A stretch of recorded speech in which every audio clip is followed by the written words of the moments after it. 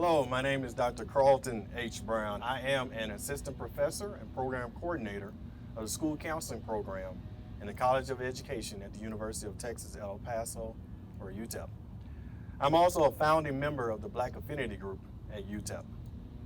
The Black Affinity Group is composed of Black faculty, staff, and students dedicated to promoting a sense of community and addressing issues of cultural and social isolation. The group aims to provide a safe space that benefits all, but in particular, the Black population on campus. I want to take this opportunity to thank all of the coordinators of UTEP Arts Alive for showcasing the diversity and vibrance of art at UTEP. My background in the arts include, but are not limited to, formerly being a secondary education English teacher and creative writing teacher, as well as an amateur actor. Today, I would like to recite a speech to educators by none other than Mr. James Baldwin, one of the leading voices during the American Civil Rights Movement. A little bit about the speech. Written in 1963, Mr. James Baldwin speaks directly to the teachers of the time. He makes clear there are threats to society. These threats come from within our communities. Mr. Baldwin states that the role of teachers is to cultivate independent-minded students. These students become contributing citizens. They are capable of assessing the pros and cons within the fabric of American life, and they are committed to pursue needed changes within our nation. The areas within our nation that need change are directly related to a negative perception of the least and most vulnerable citizens. Historically, Black Americans have consistently been part of this population. James Baldwin, a talk to teachers. To any citizen of this country who figures himself as responsible, and particularly those of you who deal with the minds and hearts of young people, must be prepared to go for broke. Or, to put it another way, you must understand that in the attempt to correct so many generations of bad faith and cruelty, when it is operating not only in the classroom, but in society, you will meet the most fantastic, the most brutal, and the most determined resistance. There's no point in pretending that this won't happen. Since I am talking to school teachers, and I am not a teacher myself, and in some ways am fairly easily intimidated, I beg you to let me leave that. And go back to what I think to be the entire purpose of education in the first place. It would seem to me that when a child is born, if I'm the child's parent, it is my obligation and my high duty to civilize that child. Man is a social animal. He cannot exist without a society. A society in turn depends on certain things which everyone within that society takes for granted. Now, the crucial paradox which confronts us here is that the whole process of education occurs within a social framework and is designed to perpetuate the aims of society. The paradox of education is precisely this, that as one begins to become conscious, one begins to examine the society in which he is being educated. The purpose of education, finally, is to create in a person the ability to look at the world for himself, to make his own decisions, to say to himself, this is black or this is white, to decide for himself whether there is a God in heaven or not, to ask questions of the universe and then learn to live with those questions is the way he achieves his own identity. But no society is really anxious to have that kind of person around.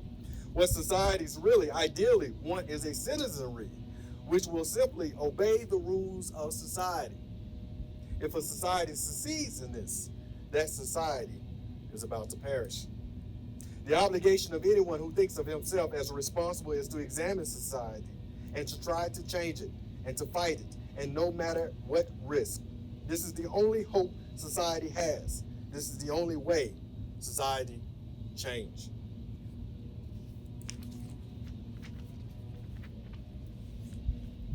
Now, if what I've tried to sketch has any validity, it becomes thoroughly clear, at least to me, that any Negro who is born in this country and undergoes the American educational system runs the risk of becoming schizophrenic.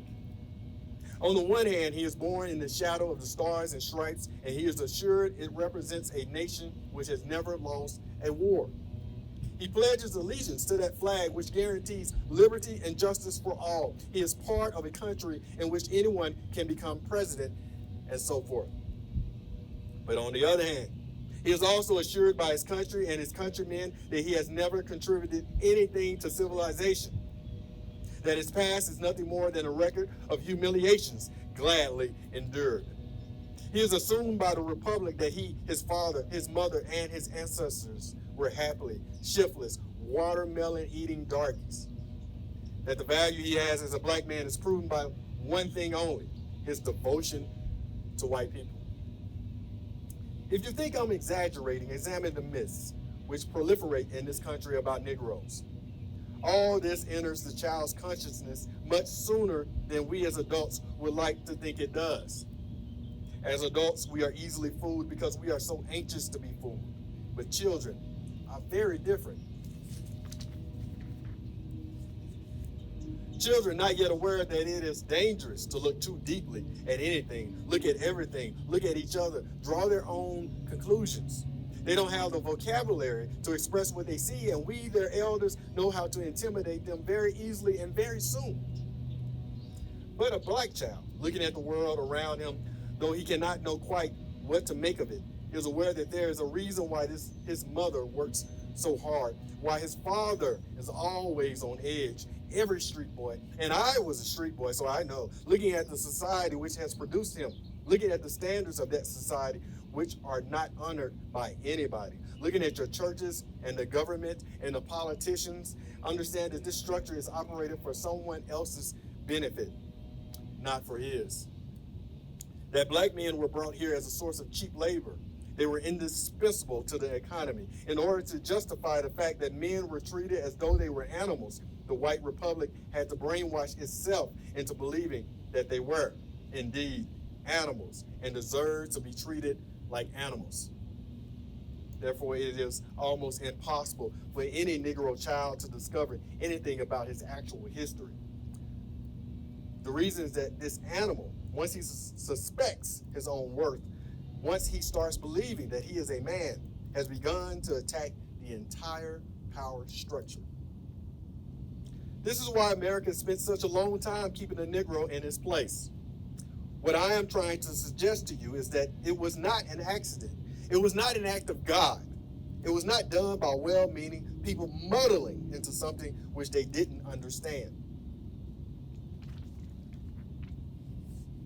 It was a deliberate policy hammered into place in order to make money from black flesh. And now in 1963, because we have never faced this fact, we are in intolerable trouble, even today. So brainwashed is this republic that people seriously ask, in what is supposed to be good faith, what does the Negro want? I've heard a great many asinine questions in my life, but this is perhaps the most asinine and perhaps the most insulting. But the point here is that people who ask that question, thinking that they ask in good faith, are really the victims of this conspiracy to make Negroes believe they are less than human. It's not really a Negro revolution that is upsetting the country. What is upsetting the country is a sense of its own identity.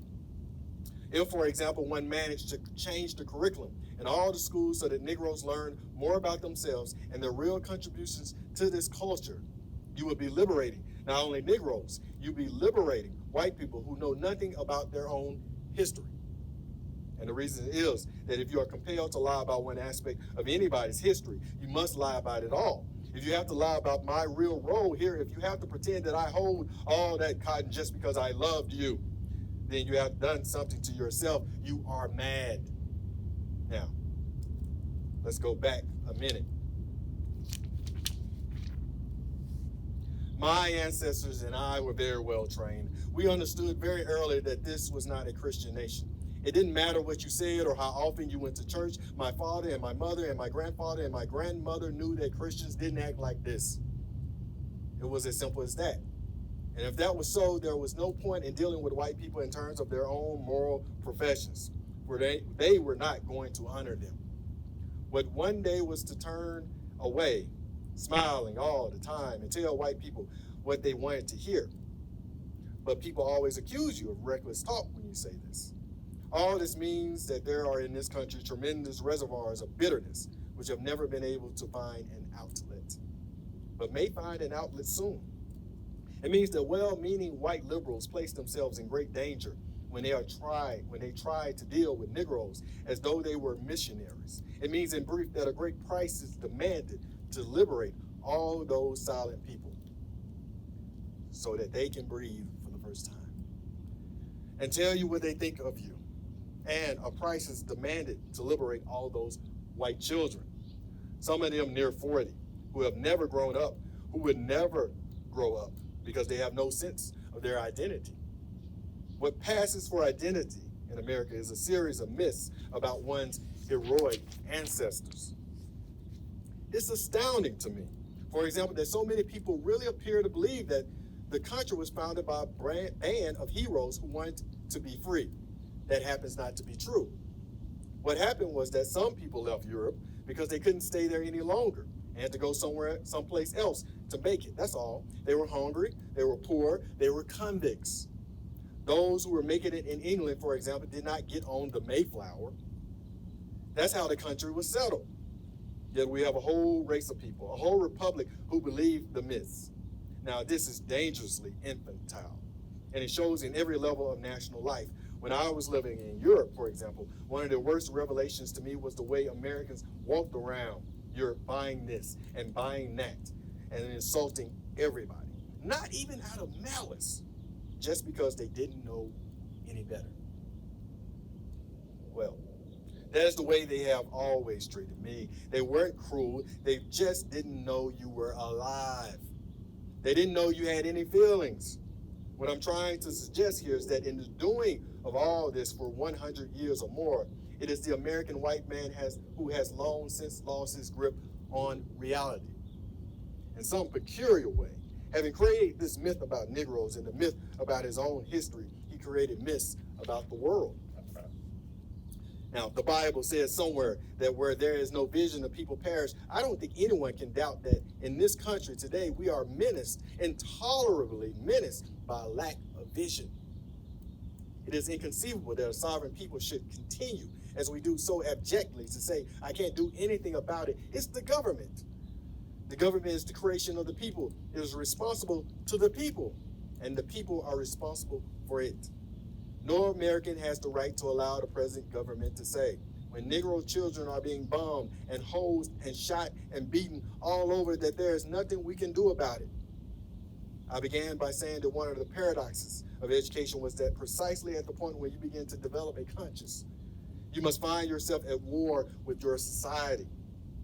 It is your responsibility to change society if you think of yourself as an educated person. And on the basis of this evidence, the moral and political evidence, one is compelled to say that this is a backward society. Now, if I was a teacher in this school or any Negro school, I was dealing with Negro children who were in my care only a few hours of every day and would then return to their homes and to the streets. Children who have an apprehension of their future, which with every hour grows grimmer and darker. I would try to teach them. I would try to make them know that those streets, those houses, those dangers, those agonies by which they are surrounded are criminal. I would try to make each child know that these things are the result of a criminal conspiracy to destroy him. I would teach him that if he intends to get to be a man, he must at once decide that he is stronger than this conspiracy and that he must never make his peace with it. And that one of his weapons for refusing to make his peace with it and for destroying it depends on what he decides he is worth. I would teach him that there are currently very few standards in this country which are worth a man's respect. That it is up to him to change these standards for the sake of the life and the health of the country. I would suggest to him that the popular culture, as represented, for example, on television and in comic books and in movies, is based on fantasies created by very ill people, and he must be aware that these are fantasies. that have nothing to do with reality. I would teach him that the press he reads is not as free as it say it is, and that he can do something about that too. I would try to make him know that just as American history is longer, larger, more various, more beautiful, and more terrible than anything anyone's ever said about it, so is the world larger, more daring, more beautiful, and more terrible, but principally larger, and that it belongs to him. I would teach him that he doesn't have to be bound by the expediencies of any given administration, any given policy, any given morality, that he has the right and the necessity to examine everything. I would suggest to him that he is living at the moment in an enormous province.